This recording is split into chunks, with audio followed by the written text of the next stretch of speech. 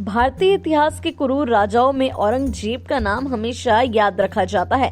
इस मुगल राजा का सपना तो पूरे भारत पर अधिकार करना था, परंतु इसकी मौत से ये ख्वाब भी खत्म हो गया था। औरंगजेब अपनी पूरी जिंदगी युद्ध में लिप्त रहा। जवानी उत्तर भारत के दुश्मनों से तो बुढ़ापा दक्षिण के दुश्मनों से निपटते हुए बीता। ये सोचकर हैरत होता है कि इतने लंबे समय तक लड़ाई में मशगूल रहने वाला औरंगजेब स्वाभाविक मौत मरा।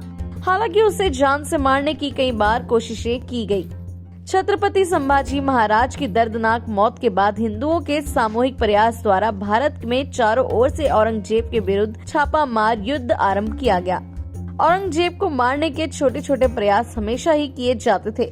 वो किस्मत का भी धनी था। एक बार तो मराठा नेता संताजी और धनाजी द्वारा औरंगजेब के तंबू की सारी रस्सियां ही काट दी गई और तंबू गिर पड़ा। परंतु औरंगजेब उस रात अपनी बेटी के तंबू में था और उसी के साथ सो रहा था, जिस कारण वो तो बच गया, पर बाकी सारे के सारे लोग मारे गए। औरंगजेब ने जो अत्याचार किए थे, उसे देखते हुए उसे धीरे धीरे मौत देना ठीक था। छत्रसाल और महाप्रभु ने एक योजना बनाई। एक खास प्रकार के जहर से युक्त एक खंजर दिया। छत्रसाल को योजना समझाते हुए कहा कि यह खंजर उस औरंगजेब को पूरा नहीं मारना है, अन्यथा वो तत्काल प्रभाव से ही मर जाएगा।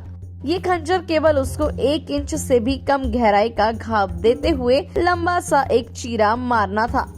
बुंदेला वीर छत्रसाल ने इस कार्य को सफलतापूर्वक अंजाम दिया और जैसा महाप्रभु जी ने कहा था, ठीक उसी प्रकार उसके शरीर पर एक चीरा दिया, जिससे वो औरंगजेब 3 महीने तक बिस्तर पर रहा और तड़पता रहा। इसी तरह से तड़प तड़प कर वह मरा।